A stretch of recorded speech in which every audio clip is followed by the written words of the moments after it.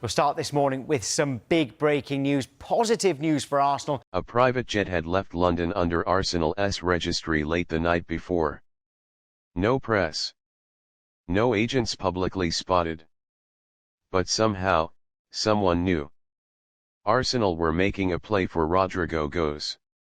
Not just any winger, but one of Real Madrid's crown jewels, a player who had lit up Champions League nights and danced past world-class defenders with the elegance of a ballerino and the instinct of a hunter. What made it more startling was that it wasn't even the summer transfer window yet. Arsenal, it seemed, weren't waiting for the sun. They were moving in winter cold and calculated. The rumored fee a staggering €90 million. But for a player of Rodrygo's pedigree, versatility, and age, it wasn't insanity, it was ambition. Word spread quickly.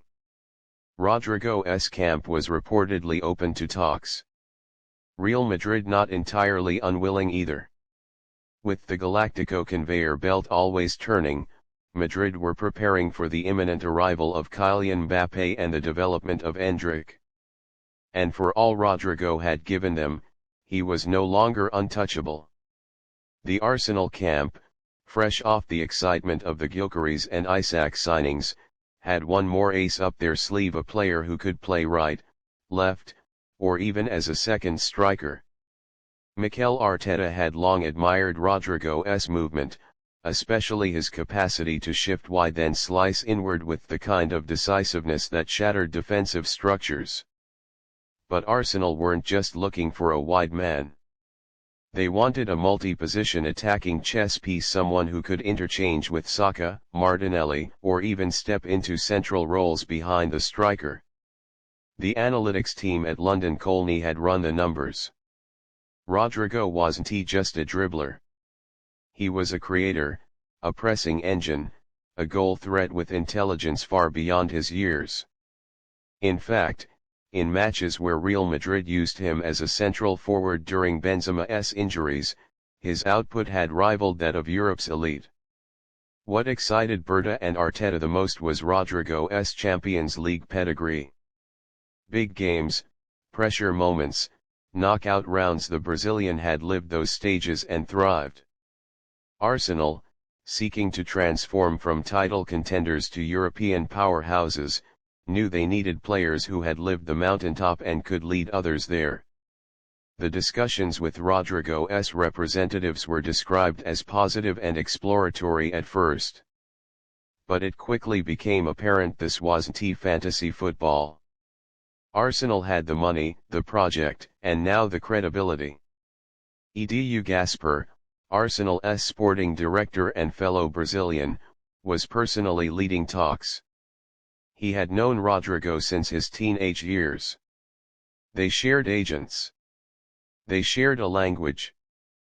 But more importantly, they shared a vision of what a modern Brazilian in Europe could become.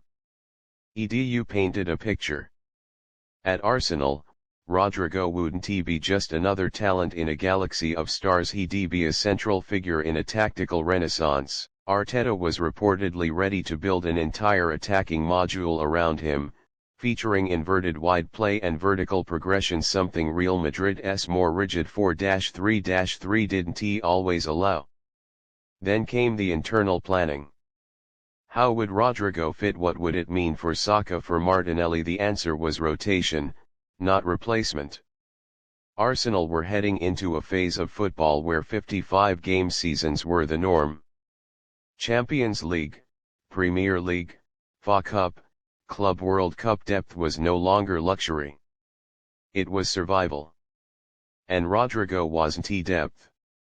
He was diversity. A player who could start in multiple positions and still provide a world-class output. In training simulations and strategy whiteboards, Arteta envisioned games where Rodrygo would start left, Martinelli on the bench. Next week Saka rested and Rodrygo on the right. If Arsenal needed a narrow 4-2-3-1, Rodrygo would sit behind Gyökeres or Isak, threading passes and making late runs. It was this flexibility that justified the €90 million price tag. The club was even considering handing Rodrygo the iconic number 10 shirt, a statement of intent, not just fashion. But as with all massive transfers, there were complications. Real Madrid wasn't going to be bullied. Florentino Perez respected Arsenal's approach: professional, discreet, and direct, but still expected a negotiation on his terms. Behind closed doors, Madrid began probing for options. If Rodrygo left, could they promote Ødegaard faster? Could they move Vini Jr. centrally? At times the calculus was delicate. But there was mutual respect between clubs. Arsenal weren't poachers. They were builders.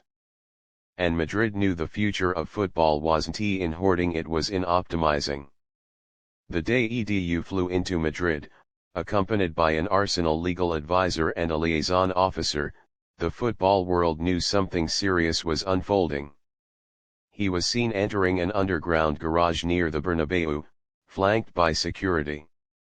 Inside, talks intensified. Rodrygo's father was present. So was his longtime mentor from Santos. And,